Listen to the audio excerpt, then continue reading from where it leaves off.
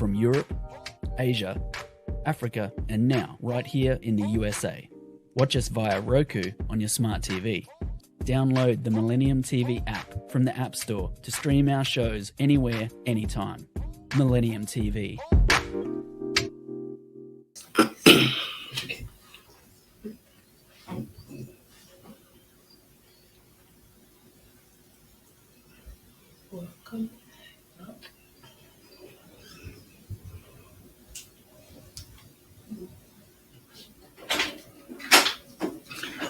Welcome to another edition of King Talk Tuesdays. I'm your host, Andy King, the show with real views, real news, and real talk. We air every Tuesday on Facebook and Millennium TV 24. We also on Roku TV, Amazon Prime, Verizon Satellite, Smart TVs, Apple TV as well. We also air on Optimal Channel 70 at 9 p.m. on Tuesdays, where it's Fire Channel 2136, also at 9 p.m. So you know what I always say, right? People pay attention to people who participate. So tell a friend, tell a neighbor that King Talk Tuesdays is airing right now. You know, we're so excited about today's show. We're going to have a great time having a nice, youthful, young conversation because, you know, many of us think after we get over a certain age, we're no younger youthful, but we are younger than others and wiser than some.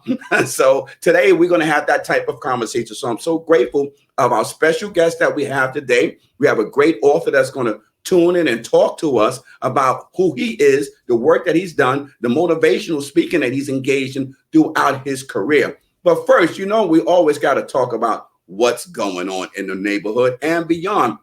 I'm delighted today to be sitting here with two young souls from the Bronx Youth Empowerment Program. Jalissa, who's also the Assistant Secretary for the Bronx Youth Empowerment Program. We got Grace A in the place today. Then I know she's going to bring it as one of the members who are spirited and intelligent and wise all together. So let's talk about what's going on, what's been happening. Today was a great food giveaway that we had in the borough of the Bronx in the Eden Wall, from the Eden Wall Community Center.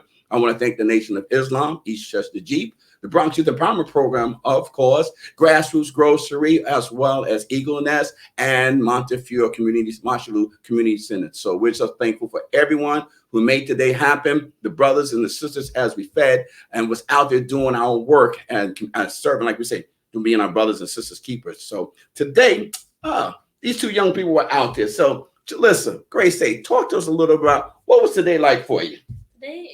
Today was really nice. I liked it because I love giving back to the community, and it was really fun. Just engaging with the people who was receiving food.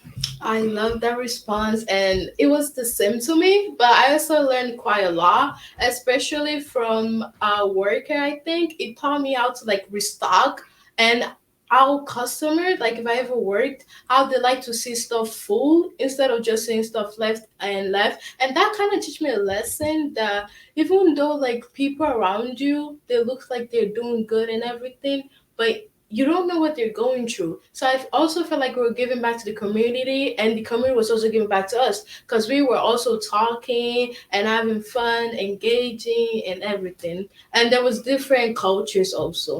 Definitely. Add on to what Grace said, about how it also helped me with my work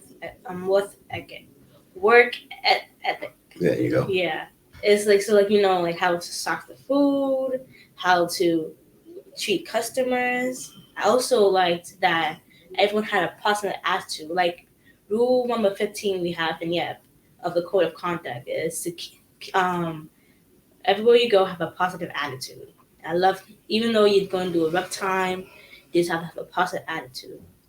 So yeah, I really liked how they all have a positive attitude, even though not all of them was in a good situation. Yeah.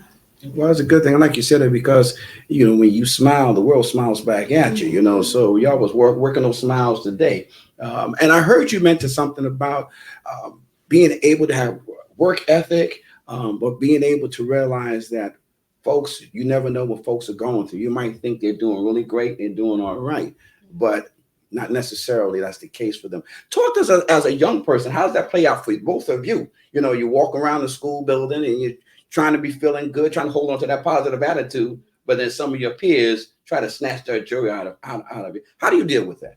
Well, sometimes I have to catch myself because I'm about to slip off of that positive attitude. It's really sometimes it's hard. Sometimes you have like somewhere like it's a lot of yuppers in the building. Not a lot, but like there's some yuppers. They might pass by. No, I'm not in a good situation. They might just try to calm me down. Or something. I might go into the hallway for a second because sometimes if you ask the teacher if you can go on a walk, you can go on a walk. So sometimes I'll go in the hallway, take a breather, and then come back. Especially with my teachers, they all respect me. They all know I respect them, and I'm really good friends with all my teachers. So if I ask them if I need 1 minute to just cool down, they let me go outside and cool down. Grace?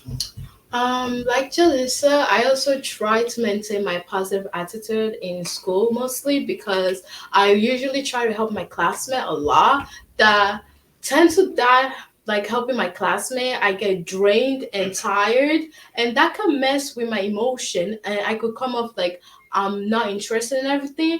But the thing is, like, I just want to talk to you. Like, I'm gonna talk to you for a short time, but like, oh, I'm just very drained today. Like, it's not I'm trying to be mean or anything.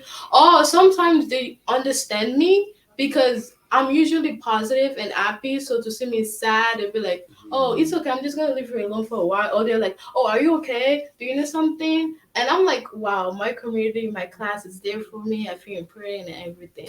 Mm. Well, that's a good thing. When you're out of character, people are concerned. Yeah. And that's a good thing, because it takes a village. But we all taught it takes a village to raise a child. And even some of our young people don't realize they're part of the village that helps the village stay stable. Now, you're in school, and we know that we have some of our villagers that can be a little excited on any given day.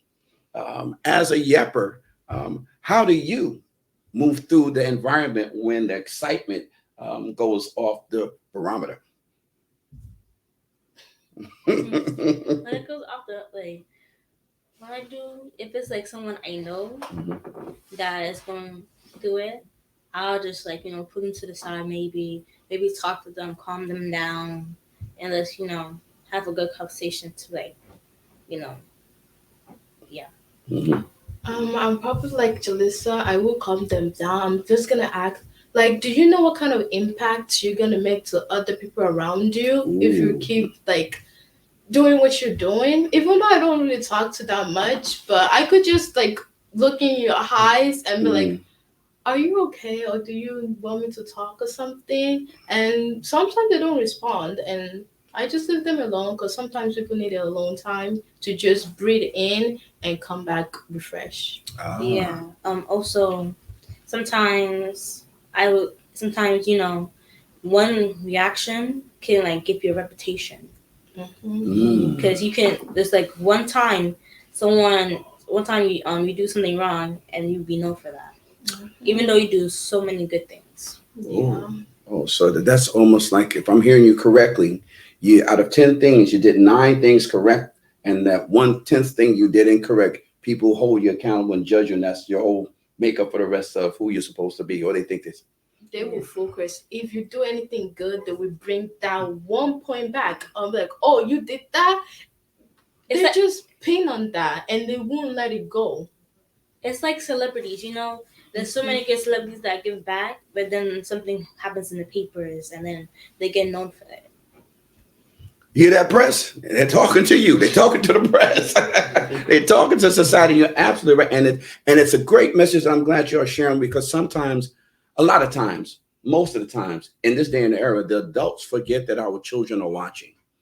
Because they may not have the microphone in their hand and scream louder, but they're watching, they're listening. So the messaging that we're giving when adults are fighting, when adults are backbiting, when adults are not being fair, when the adults are not showing any manners and etiquette or respect to one another, or, and shall I say, spend all energies hurting one another, what do you think our children are feeling? Our children are seeing it. So if our adults don't get it right, how do we expect our children to get it right when they emulate everything that we do? Think about your little son, your little brother. I know for me, children, they emulate what they see their dads do. Watch what their mothers do. So mommy and daddy, you got to get it right. Uncles and aunts got to stand up, and grandma and grandpa definitely got to be around to be that patriarch and that matriarch that every household needs. Listen, we're just chatting it up right here with our yappers. So talk to us a little bit more. The Bronx Youth Empowerment Program. Y'all both been a part of it for a number of years. Tell us about your experience in being part of the Bronx Youth Empowerment Program. And we're going to start with Grace in the place. How long you been part of the program? And tell us about your experience. I've been in Youth Empowerment Program for about 2 years, I believe. At the first time joining, I was actually very shy and like scared to join because I saw new people. I was like, wait, are they gonna judge me if I say something wrong?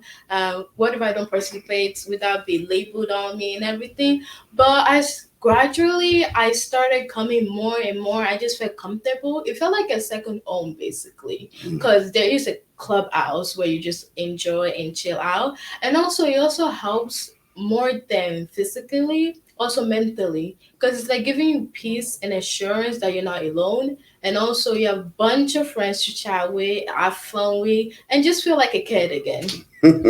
Feel like a kid? Oh, you ain't a kid anymore? Oh Lord, I'm scared. I'm a teenager. Oh, teenager. Okay, we're gonna Not a talk kid about that. We're anymore. gonna talk about that. Talk to us. Your experience, yeah. My experience, yeah, like Grace, me and Grace started at the same time. It was the same date. It was February 3rd. Yeah, I remember. I remember my first meeting. It was February 3rd. It was Miss B's birthday party. Oh yes, yes. And then we was just surfing, and then the next meeting, I got to saw everyone, and like I was nervous actually because there were so many, and not adults really. It was like so many older kids, older teenagers. They were in And, like, college. No, there was in the senior year. High school. Yeah, Yeah, they're high schools. Yes, Yeah, high school senior students. high school, and they know everyone in each other, and it got me like nervous. Like, am I gonna fit in? But after a while, started talking. I think my first friend that I met from Yep was like Rodriga.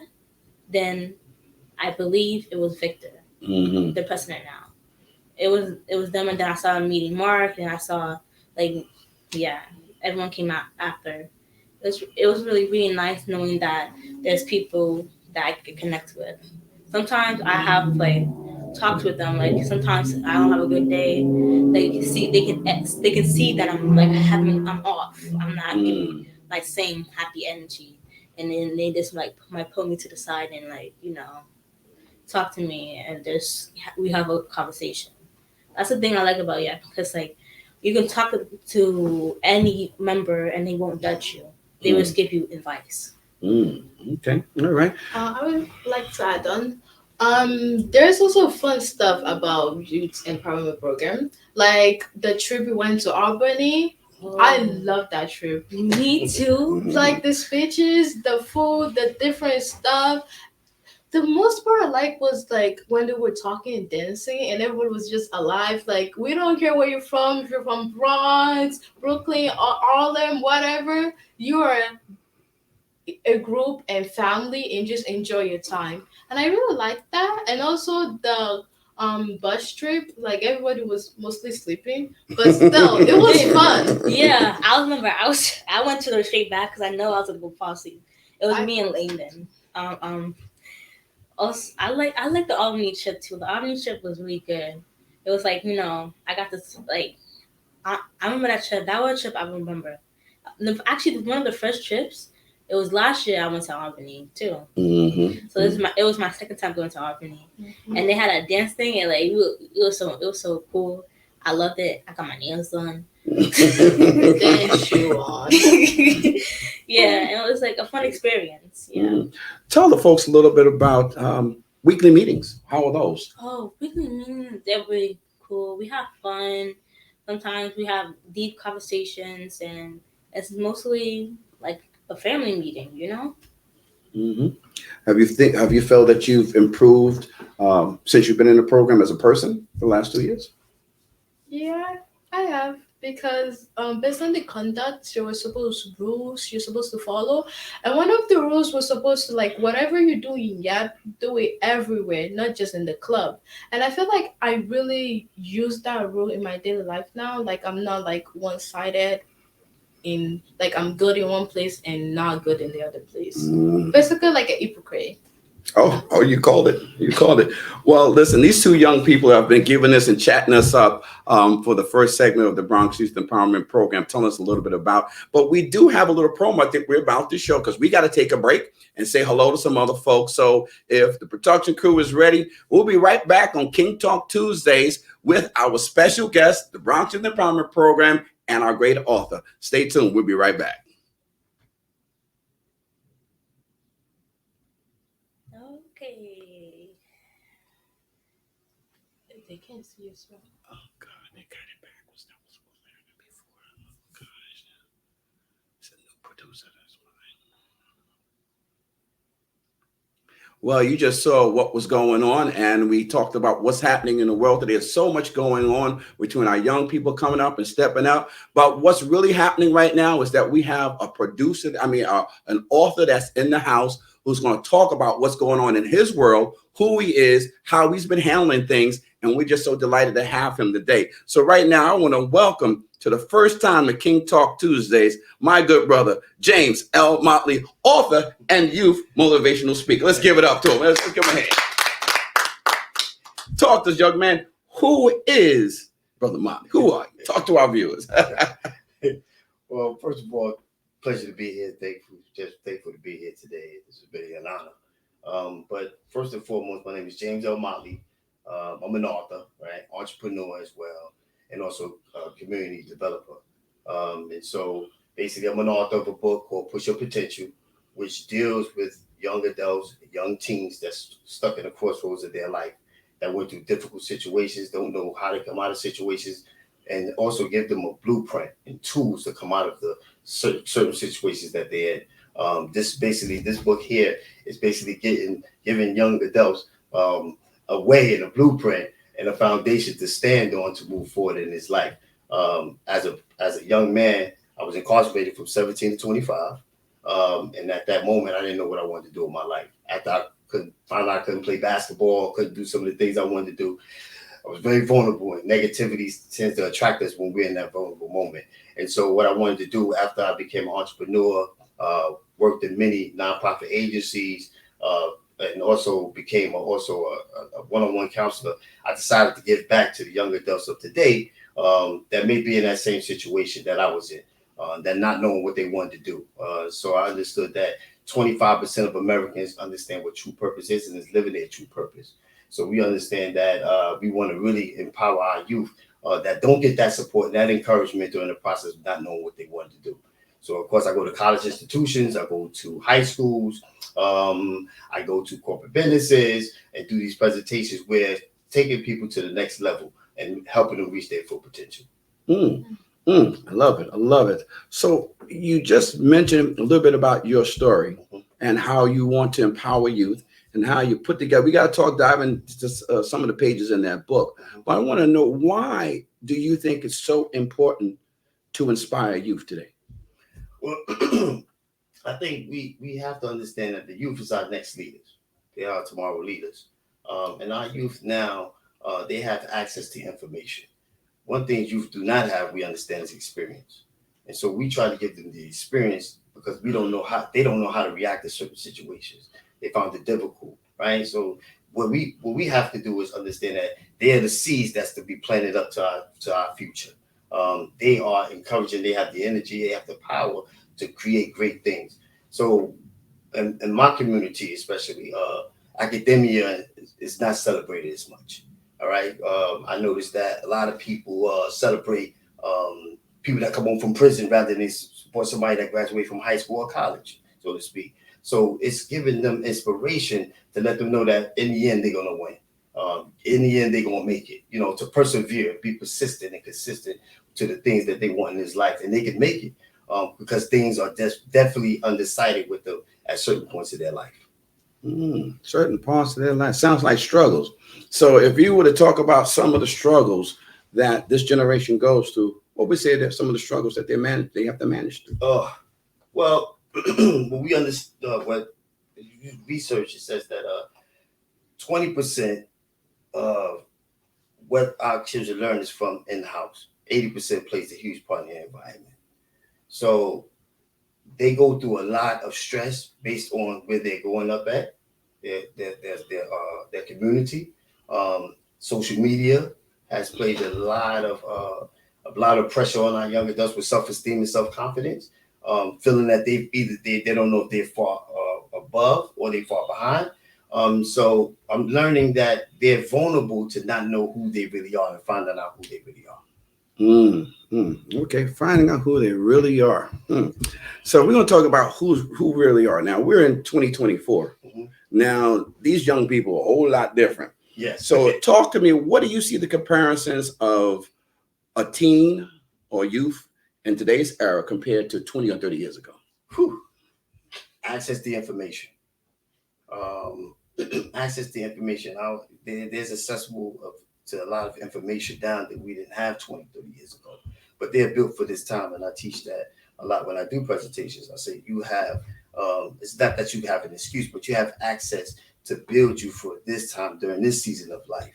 And what that does is, when we was 20, 30 years ago, we didn't have access to information. We was just going on, sometimes we was trying to understand where we was going to go. We was trying to figure things out. We didn't have people with mentors, the importance of mentorship back then. And now that we've became of age, they have mentors. They have people that's encouraged, such as the program that you have, a wonderful program, to encourage them to that been through the experience, that have the knowledge and the information, to give back and take them to another level. So you said there's a lot of things they have access to information, because for us, you either went to the library or got that big encyclopedia, try to find some stuff, hope somebody could bring some stuff, whether it was and you had the newspaper, you had to read the newspaper to find out what was going on, yes. Whether it was the Amsterdam News or the Black City Star or the Daily News, and you had to find it. Y'all just click a button, y'all have everything at your disposal. So yeah, you do have access to a lot of information. So we start talking about access to information. Is too much information a good thing or a bad thing? Too much information. You are forever studying. You are forever studying. So you're going to bump into things that's not that you might not understand, that you might have to go in depth in. I think that we have to understand, to teach our youngest, that there's no such thing as stop learning. You're forever learning, and self-education is the key to learning. But also pay attention to the negative things that you're attracted to, and also the positive things that you're attracted to. And then you know how to minimize that process when you're moving forward. What things are sidetracking you and procrastinating you from that process may be negative. So you want to eliminate those things and also the process. So you might bump into something that may be stagnating you, but then you make the sacrifice to leave that alone in order for you to move forward. Okay. Well, it sounds like some discipline has to be taught there. Now, you mentioned earlier 20% of people get is in-house. What they get is in-house. Yes. So if your in-house is disruptive, what happens to that child? Well, the 20% sometimes, I think that, and I teach this, I talk about this a lot. Whatever you're going through, you can get out of it. I didn't go up in a typical household. There were some things in my household that I went through that was chaotic, that wasn't in order. And I talk about it in my book about the bishop. His name is Pastor Graham. He passed away last year, but he's very influential in my life because I wanted to voice that a lot in my life about what was going on in my household. And I was kind of using that as an excuse to do some of the things I was doing, which was wrong and falling behind. And what he was saying was, "What you going to do?" And he didn't fall short to my pity party. He said, you still have a responsibility to move forward. You still have a responsibility to take ownership to your life. You still have to release those things to realize your fullest potential. So sometimes we have to release some of the things that we currently going through in order to realize who we really are. We are going through certain things for a reason, and we should use that to inspire us. So I could use what I went through as a bad thing, but I also would use it for a good thing because it made me who I am. My situation created the man I am today, which is success, right? So I use that as my power, my empowerment, and my inspiration to move forward. Well, everyone has their own path. Yes. And some of our young people don't understand the path that they walk is their path to walk. You can't walk somebody else's path. You can't. We have different fingerprints for a reason. There you go. We have different fingerprints for a reason. So I was a bodybuilder and I was a nutrition coach for 10 years, right? So that's when I first started being an entrepreneur, right? I was a bodybuilder, won shows, and used to diet. And I used to always tell each individual, you can't follow everybody's diet because everybody's diet responds differently to different people. So it's like somebody had told me, you can take nuts. Nuts is great for you, right? But I'm allergic to nuts. Yeah. right? It's good for you, You. right? And it might be a good healthy fat, but that process is not going to work for me. So you work the process that's working for you. Your journey is different than everybody else's for a reason. That's why you're significantly different. That's why, you know, you can follow individuals, but you have to understand your path is your path. So what's going to happen to you, you have to take it as a personal sacrifice to move forward in order for you to grow and develop to the person you know you can be. That's wise, because some of our young people don't understand that because of chaos in their lives, lack of teaching, or what I always say your job is. Learn. That's your job. Your only job is to learn. Not pay the bills. Your job is to learn. So if you, as a teen, understand your job, like you're gonna learn some good things. You're gonna learn some things that are not so good. But as you're learning how to cipher out those things that should stick and stay, and those that you need to drop off in the trash can and keep moving forward. I think we're about close for another break. So we'll be back and talking a little bit more with our good author that's here, Molly, who's dropping some science on us. And we're going to turn it over to the young people to jump in and get down with some get down and have a more conversation about this book. Let me say that book again. Push Your Potential. We'll be back right back on King Talk Tuesdays right after this break.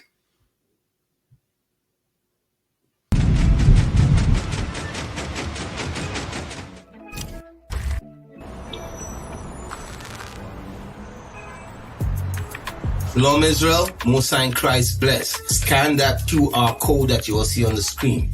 Because guess what? We trying to push this truth throughout the four corners of the earth. Let's push this truth throughout the four corners of the earth, man. Stop playing games. Make sure you subscribe to all our channels. We're pushing the truth. Make sure you subscribe. Make sure you subscribe. Make sure you subscribe. Make sure you subscribe. Stop playing games.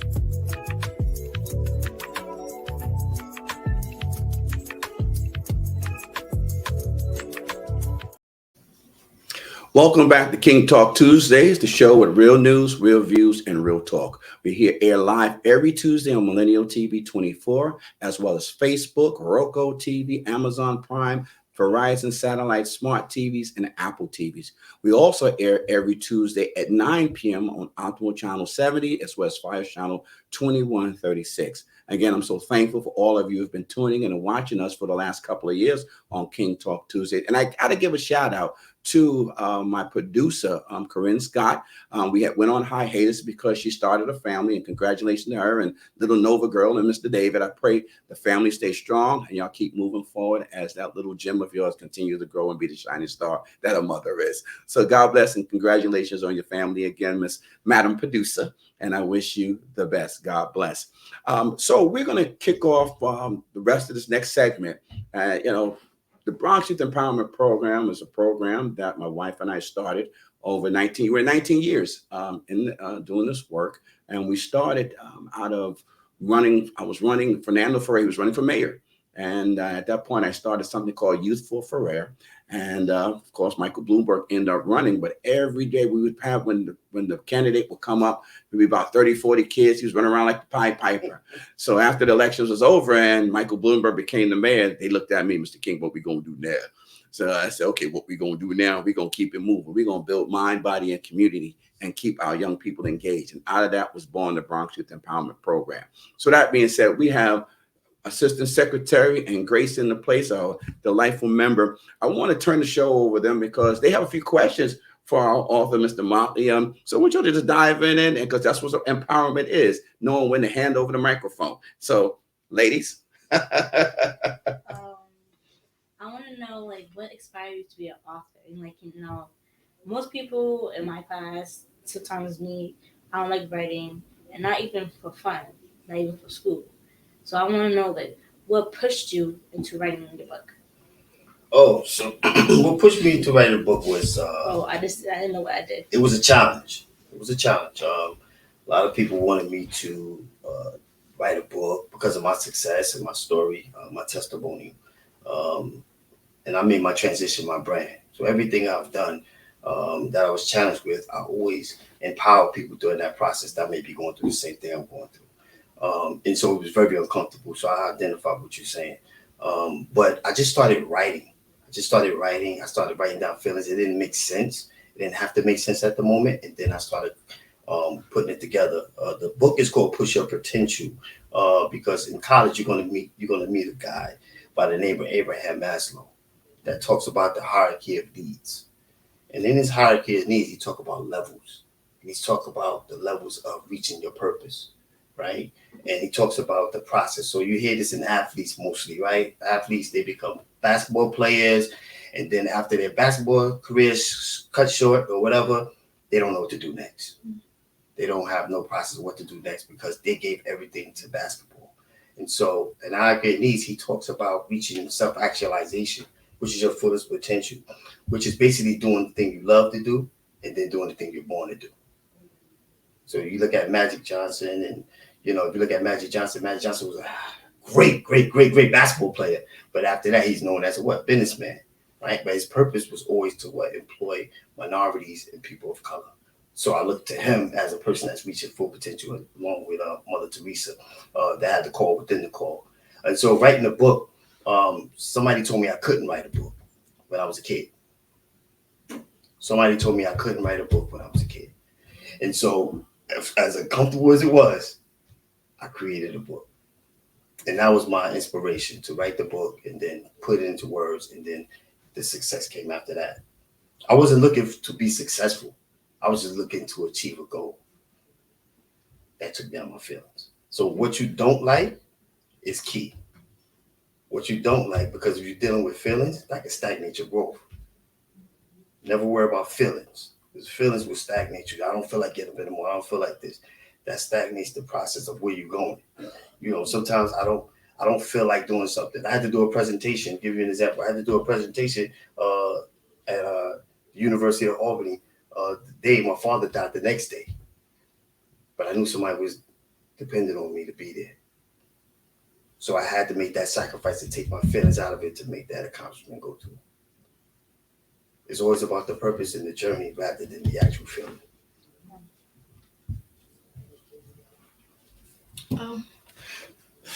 Do the book.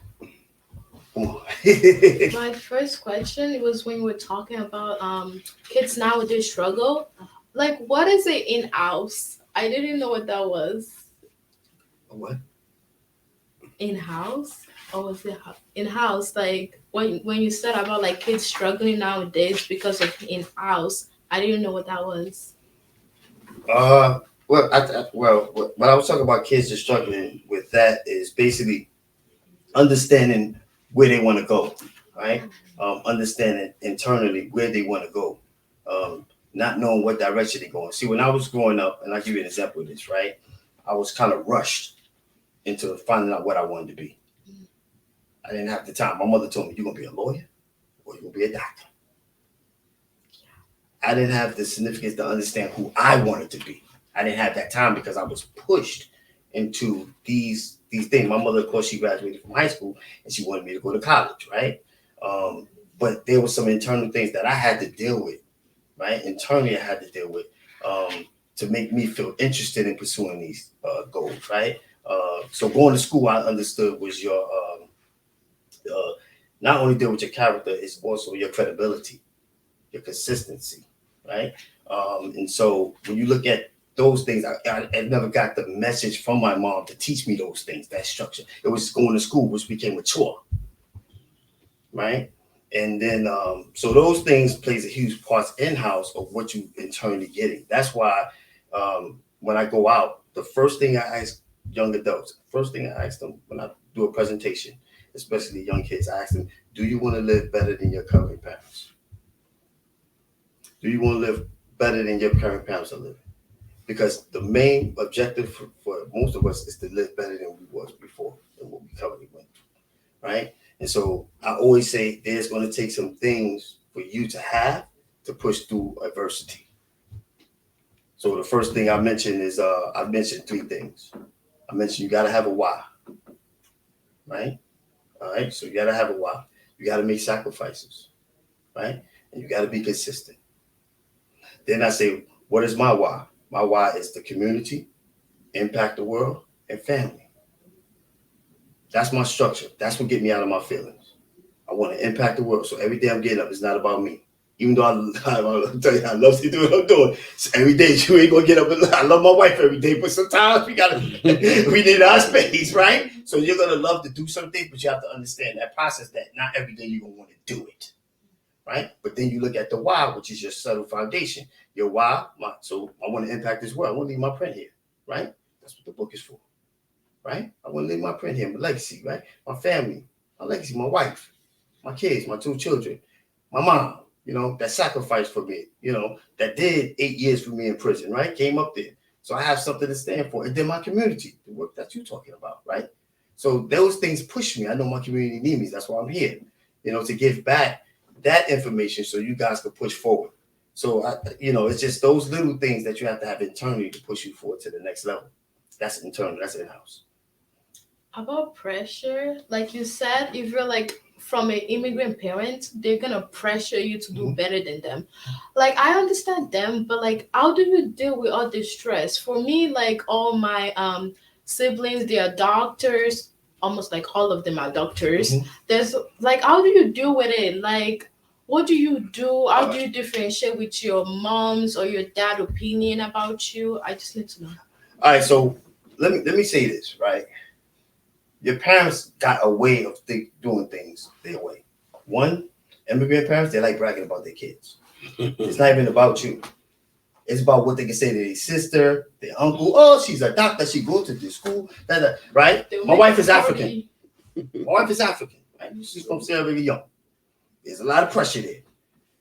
What I teach is, and I used it for an example, an experience, right? Even though I had that pressure, I have felt that same pressure again later on when I wanted to leave my job. So I was a director for a nonprofit organization, Lower East Side Harm Reduction Center, which is HIV prevention. I loved it. I loved that job, community service, loved it. And when I wanted to be an entrepreneur, even at 30 years old, my mother and father gave me the lashing. Oh, how you gonna do this? You got a 401k, you got benefits, they love you, you got honored by the mayor, I've been in the state. These are things that I went through in my life. So I got great accomplishments, but I wanted to do something more. What I had to do was be consistent with myself and show them at the end. Are they proud of me now? Of course. Why? Because I had to know who I was. And then eventually that process will come where they will understand. Right now, they don't understand.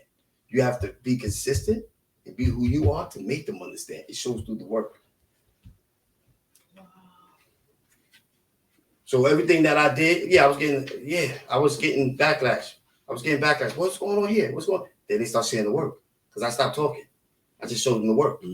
I didn't talk no more. I just showed them the work. They seen the success after that. Oh my God, you looking good. Oh my God, you doing. Then they start bragging differently now. Oh, your kid's doing it, but my kid. You see, there's a difference now, right? Because their way is going to be pushed on you, but you saying, wait a minute, I know another way, right? But then you have to be consistent with that. Why?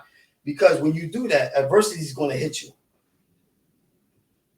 Mike Tyson has a good song. He said, everybody has a plan until they get punched in the face. Yes. Right? Yes. So they get punched in the mouth, they got a plan. So you have to understand, now that you're going to make that transition to do what you want to do, you got to stand in adversity. You got to stand during that test because you're going to get hit. And then you got to say, all right, it's for the betterment. Why? Because I'm bringing my family to something different. I'm letting them see something different. Not that they're doing bad, but I'm letting them see a difference in me. That's what sticks me out. That's what makes me stand out, right? I got to where I'm going because I did things that most people wouldn't do. I didn't go through the status quo, right? Yes, I started off going to school, right? Then I went to prison, right? Which is something I didn't utilize as a bad thing. I just got up on my feet. At first, my mother was babysitting me. Oh, you got to get a job because she didn't trust the process. But then she see now. Went to college, became a graduate, right? Became a director. Now I became an entrepreneur. If I would have told her that back then, she wouldn't understand it. I had to show her through the work because I believed in myself. I believe I was going to make it happen. Now she's trying to get her own business. She's 70-some years old. This is a fact. In your book, you state in the Bible, God gave Adam a clear assignment to take care of the land. I just wonder, are you very religious? I'm not religious. I just believe in relationship. I'm not religion. I believe in relationship. And what I used in that situation was he gave Adam purpose. And Adam went against purpose by disobedience. Was he listened to another voice? See, when Adam ate the apple, right? No, when Eve ate the apple, nothing happened. When Adam ate it, God showed up because he was pointing the assignment. Why I have that in the book is for you guys. You have the assignment. So you guys have a purpose, right? You guys have a clear assignment what you do. Now, somebody, the closest thing to you, parents, friends, best friends, they're going to try to feed you something that throw you off your purpose. You have to know how to refuse it and tell it no. They said you can have the whole land, just don't eat from that tree, which is disobedience. You're in the land of Eden right now. Everything's around you. There's certain things you just can't touch. Remember we talked about that? We have different fingerprints for a reason. Yeah. So that means what works for you is not going to work for me. You might take one drink. I might become an alcoholic. You might smoke that weed. I might become a weed head. You have everything. So what works for them doesn't work for you. And things are going to try to take you off that clear, precise purpose, especially when you're vulnerable in a vulnerable situation, because now you're looking for a temporary fix. And most of us look for temporary fix. That's why we're always on our phone. That's a dopamine hit. That's why we like this. We're looking for that. What that does, that procrastinates from reading. That procrastinates from studying. It procrastinates you from growing and evolving, right? Because you're looking for a hit. That's why you're strolling. That's why you're looking for excitement, right? And that's where they get you. That's where the world kind of does your form of thinking, right? So you could be talking, and what happens? The information comes up on your phone. There's that conversation, right? It taps into your mind, so they can predict what you're going to do. They can't predict if you put it down and you read, because this book is only short for a reason. I didn't need to write a whole book, an introduction to who I am and brag, straight to the point, because I know the attention span of you young people. And I ain't wanting on the phone because I know somebody gonna text you while you reading that, and you ain't gonna read it again unless you push to read it. So I know you could read this in one day. I know you could read this on the train going, and you could get at least 5, 6 things in there that's gonna change your life subconsciously. That's why that's there. You say you have 2 daughters. How do they feel about you making this book? Well, my daughters, some people take you for granted. My daughters, let me be honest with you. My daughters, they kind of grew into things. So they used to be doing different things in my life. And I showed them different things. That's why they can do it. My other daughter, she has the gift of writing, which is great. They love what I'm doing, but it also gave them an ideal that they could create things on their own. And I teach them the same thing I'm teaching you guys. You don't have to write a book, but you're going to be challenged with anything you're trying to do. You have to fight through it. You know, you have to have a vision. You have to see it before you be it. You have to see it before you be it. So before I was even an author, right, I used to sign my name a certain way because I wanted to be signing different things. And I used to always say, as a young kid, my autograph is going to be. So I was signing. Yeah, I made sure it's going to be. I used to practice different ones. Then my cousins started doing it too. But we used to practice what our signature would be because we prepare it. The vision, right? I'm not worried about how I want to get there. I just know I'm going to get there, and I want to be prepared. So there's 5 things that you guys should know. Proper preparation prevents poor performance. You got to say that again. Say it for him again. Say it for him again. Proper preparation prevents poor performance. It's in the book. You always want to be prepared because your best moment is going to come when you least expect it. It's never, wait, let me wait till next week. That's most people. Let me wait till tomorrow. Next month, I'm going to. As soon as they hit the image here, that means it's already registered. That means you get in the act. You don't wait then, you do it now. Those are the things I wish I had when I was young, like to act now. I didn't know that I was holding myself in situations, right? I didn't know that my mindset could take me where I wanted to go. Once I found that out, then it became a problem.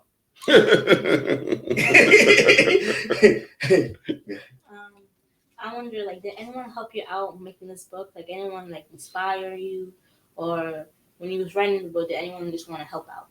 Yeah, I had a lot of people that wanted to help out, but they still have to do the work and stuff. Yeah, you hire people to help you, get suggestions. We all need mentors. Okay, always remember this: you're going to need a mentor going where you're going. I don't care where you go. Even as the most successful people has mentors. right? So you always got to have somebody that's going to hold you accountable, right? And tell you what you need to hear, not what you want to hear, and also make you uncomfortable. The people that make you uncomfortable is the best people to be around, actually, if they're pushing you forward. The people that's making you comfortable, they're going to keep you right there. Mm-hmm. If you surround yourself around certain people, I can tell you how far you're going to go. That's how far you're going to go. Where you want to go is there. Now, I heard you earlier talk about how you have to give people, right? And you say, I help people and I help people. Those people, sometimes you got a gift. You got a gift. You got to be careful with your gift because people will abuse your gift. That was me as a young kid. I was a giver, and you got takers. And people would take. They only want temporary fixes. They never want to listen to what you're saying. They just want to use you. You have to be very particular with your gift because it drains you from doing what you need to do. If you're not where you need to be, you need not, even though you got the right answer, you need not be giving people anything. You need to spend the energy in your creative mind to help it yourself get to that place. Your mentors, they're going to instruct you in what that looks like and who to give to and what to do. How to empower, when to empower. Listen to your mentors. Especially when you're in transition, you need a second eye. That's what coaches are for, is to take you out the equation. It's like a basketball player. You can be a great athlete, but that coach is looking at your strengths and you're looking at your weaknesses. It's getting you out your feelings because you might not like what they're saying. Mm-hmm. You might be feeling what they're saying to go to the next level. Let's take a break right now, and we're going to come back. We're having a great conversation. These two young ladies are asking the questions that is pulling the energy and the wisdom out of our good brother here, Molly. So I'm thankful and grateful for this conversation. But we got to take a break on King Talk Tuesdays, and we'll be right back after this message.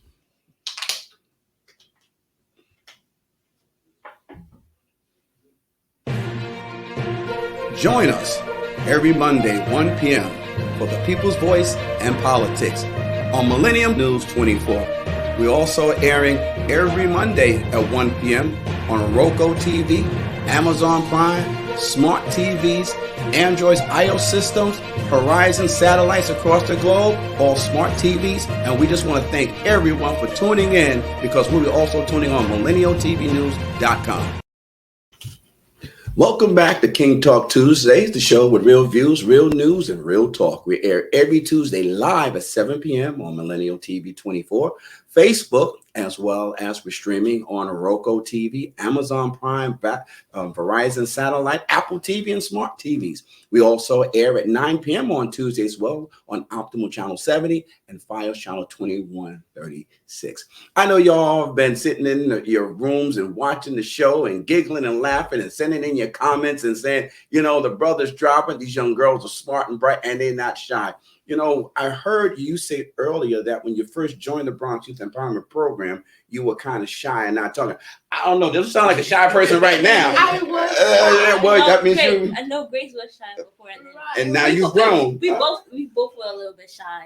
And now they just chatting it up. Listen to both of them. Okay, watching them grow. But we're in our last segment, so we're going to turn it over to you, Grace, to start up the next question to continue the conversation with Brother Motley here. My question actually falls when we're talking before about like your pastor. Your pastor was very like a brave person and like a bold person that when you were telling your sob story to him, it was like, suck it up, you gotta make a move. So how did that make you feel? Because if that was me, I would be crying in my room and be like, why did you say that? You were supposed to be my comfort person. Mm-hmm. How did that make you feel? Oh man. Woo! I felt, I wasn't angry. I felt frustrated because I was really, is he really hearing what I'm saying? Like, I'm going through, like, I think you're not getting what I'm saying. And he was like, hey, what you going to do? It's in the book, like, what you going to do? I didn't understand that until later on in life. That's why I appreciate him to the level and the man he was, because he was so ahead of his time. When we talk about mentors in our life, they play a part in our development. We might not get it then, but when we get mature, we be like, wow, it goes to, because it never left me. And I was feeling, I felt bad. I felt mad. I didn't understand. I think he didn't hear what I was saying because I was indirectly saying, I think he's not getting it because I'm trying to sugarcoat what's going on in my house. And I think he not understand it, but when you get older, you start to understand that. So in the situation that anybody's in, people are not going to talk to you right now. They're going to talk to your potential. We can sit here and talk all day about the problem, but then there has to be a solution. When we talked about earlier about attitude, that's the key. Attitude shapes your behavior and your character. If you start treating people right with success, you will get success. If you start treating people wrong, you'll get bad results, right? Your attitude plays a huge thing in your development. So if I put you in a place of sadness and I'm sitting here boo-hooing with you for the last 30, 40 minutes, I put you in a hospital, but I didn't see you out in the world with a cure. Right? So I have to cure you, and I have to tell you some things that have to make you go against yourself. Yes, you have a right to feel the way you do. Yes, I understand that. Yes, you're right. Yes, you might be right. Yes, you're okay. What are we gonna do going forward? And then that's where the goal goes. See the mind? Things that happen to you for a reason, to stagnate you from getting there. So a lot of people I deal with one-on-one coach, they got issues that's really, really serious, right? But we have to talk about what we're going to do going forward. What's the process going forward? And what tools can we utilize to push you to that?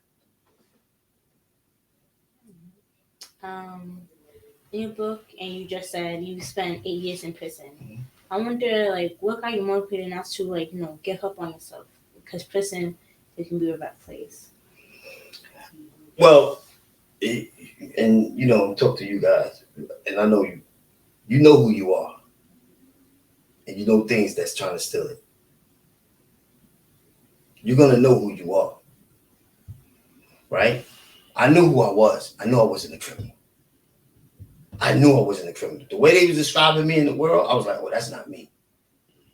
I was being something I wasn't to fit in because of my situation. And don't get me wrong, it was a release. Felt good. Right? It felt good to do certain things, right? Felt good because you get something out of doing these things, but you know that's not really you. So prison, I knew wasn't me. I knew that wasn't who I was meant to be in this world. Did I know what I was going to do? Nope. I had no idea still. After basketball, I told you I was the lawyer's doctor. I knew I wasn't going to be no doctor, and I know I didn't want to be no lawyer. So I didn't know what I wanted to do. But my whole life, I knew I helped people. My whole life, I know I gave advice. Now, most people say, oh, James, I want to do what you do. I want to motivate people. I want to do this. But they don't cultivate their gift. They want to do what I want to do, but they don't cultivate the gift. You got to go. I had to go to school. I had to go to trainings. There's different stages to this thing that you have to cultivate with your gift. You still have to put the work in. Right? So prison helped me create fortitude. Right? It gave me fortitude. And then it also showed me the importance of time. The importance of time because I lost 8 years, right? And I came home. So I'm going to give you a story real quick. There was a guy. I was cutting school. I was supposed to be in school. The reason why I was cutting school, and it's in the book, is because I used to catch up on school. Became easy for me. I started getting high, playing hooky back in the days. We used to have hooky parties. Anybody know about that? And I got caught up because I got too caught up and getting something out of that release that I couldn't stop my behavior because when you create bad habits, they become a part of your character. That's why you want to create good habits, right? So there was a guy I was cutting school, and he kicked the floor.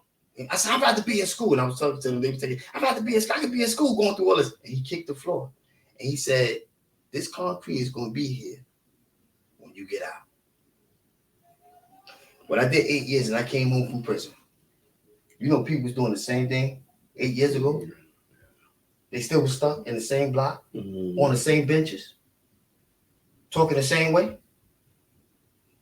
So the importance of time was key. What am I going to do now? Then my parole officer said some key. He said, well, you could go back to school. I didn't even have that as an alternative. My thing was to make money. I got to get on my feet, right? So, and I tell you guys stuff on that. Don't chase money, chase purpose. The money going to come. Provision is going to come based on your purpose. Don't never worry about what the world is doing in your environment when they stressing money. Don't worry about it. It's all here. Provision is going to come based on your purpose. We're all taught to chase money because we don't have it. That's why you see people with money don't have no peace. That's why they still got to get drunk at night. Right? So these are things that you will understand as time go on. Wait a minute, hold on. Why, if you feeling good and you feeling great, why are you acting like this? Their life speaks for itself. Why are you still doing that? Their life speaks for itself. They now out of their mouth, they speak talking like when we talked about Satan with the woman. Switch the words. You should surely die. Switch your words, right? Give you a full understanding. Yeah, but you like that. Yeah, they is winning. Look, they doing that. They telling you a story. You don't know what they living like in their house because human beings be the best actors and actresses. How you doing, girl? I'm doing great. Suffering. Mm-hmm. I'm doing wonderful. Dying. Right? So these is all a facade that sometimes you're following something that's not realistic. Everybody's going through their trials and tribulations during time. Your trial is different than everybody else's. My last question. You told me earlier that your dog got bullied. How did that affect you? Oh, it made me as a father. As a father, I was upset. I was upset at the situation, but of course, I had to go through the protocols of dealing with the administration because I know people, right? But I also got to the center of why my daughter getting bullied, and so it had to be to me encouraging her during the process. This is your adversity. Now you're gonna break or you're gonna make it. Because all bullying is instilling your confidence. So you know you're great. Yeah. If somebody's trying to bully you for no apparent reason, you're like, why they bother me? You know internally something is trying to prevent you from being great. They're trying to steal your confidence. That's why she started getting social anxiety. She had a hard time speaking. She had a hard time looking at people's eyes. But I could pay attention because I went to school. So that I had to let her give her the freedom to talk about it. You see? And then she finally voiced what she's saying. And then we went through the protocols and then still had to do encouragement internally to say, you know you're getting challenged for a reason, right? But let me give you these words of encouragement. Don't let nobody take your confidence. Mm-hmm. But confidence is attractive. Once you get, like she said, she was they gave her confidence. Now you go in rooms now. Yeah, it's attractive. When you go to an interview, you ain't got to be nervous. That confidence radiates. They feel it. You ain't even got to say too much. They're like, damn, for some reason, you're confident. You're great. Have you ever seen the video with Venus Williams and Serena? And it was a video with them, and the interview was asking them, could they beat Hingis, the number one seed? And she was like, yeah, I could beat. They was like, you're really confident with. And the father had to interject. Because he said, she told you that she can do this, but now you're making a second guess. Yeah. Who she really is. So she got to play against this girl. Yeah. Once she got to go, once she hit with the first thing, she can't second guess. She got to be, I could take it. I could win. Right. Once she start making a mistake, that insecurity start kicking in based on what somebody say to you. So somebody says that you can't be an Arthur James. One of my uncles, you can't be no author. You should do this. Right? So when I'm writing a book, guess what's coming in from a kid? Give it up, man. You don't need that. You're already successful. You already got everything. What you need to do this for? You got everything. You got businesses. You're running 5 businesses. You're doing this. That's where you start to understand the fight against adversity from the second opinions of others. And that's how you win. You conquer them. And then next you know, they're going to need you. Showing up. Wow. Well, that was your last question. Come on. We got about 2 minutes left. You get a last final question. What do you got to share? The question I want to ask is that before you were talking about, like, if you don't like something, we should really pin in that stuff. But what if you actually do a job you don't like and all the everything people and you can't get off that job and you have to work in that job till you die? Do you think there's like a way out? Like you just imagine this. This is not me. Mm-hmm. A father of 4 children is working the same job like he doesn't like or want to do, but he couldn't get out because if he get out, he's still gonna suffer, including his wife. Mm-hmm. So what could he do to get out, but not cost his family in the extent? All right, so this is the thing. You got a minute. All right, 1 minute. He could get out. He just don't know how. He could get out. People want to make $100,000 a year. I mean, people want to make $100,000 a month. They settle for $100,000 a year. You know why? Because they don't know how. The form of information. The form of information is there, so you have to take the form of information and say, you know what? I'm really in this situation based on my mindset and my education of what I know and what I don't know. So it's pushing you ahead. So a person that's there, yes, he's making a sacrifice for his family, but then he has to also understand if he want to get out of that situation, he's going to have to invest in other things in himself and make the sacrifice in order to win. I want to say this real quick. I'm trying to get this out fast, but let me say this real fast. I did it. When I left my job to be an entrepreneur, I had a baby on the way in a one-bedroom apartment. My wife was just pregnant with 2 kids. We was in a one-bedroom apartment, living in a one-bedroom together, meaning she just got pregnant. And trust me, it was no joke when she was looking at me like the bills is coming. But we bet on them. And it wasn't peaches and cream, but now we live in a 4-bedroom house. And God is good. He's the greatest. And all the time. Well, I want to thank you, Brother Malik, for being here this evening. To our co-host of Brown Kids Empowerment Program, Jalissa and Grace, we want to say thank you to all. Listen, we got to chat, get out of here, and we'll be back next Tuesday, but we always end every King Talk with a scripture. And tonight's scripture reads from Proverbs 22, verse 6. Train up the child the way he shall go, and when he's old, he shall not depart. If no one told you today, God loves you, and so do I. Your friend, your brother, and your neighbor, Andy King. Peace.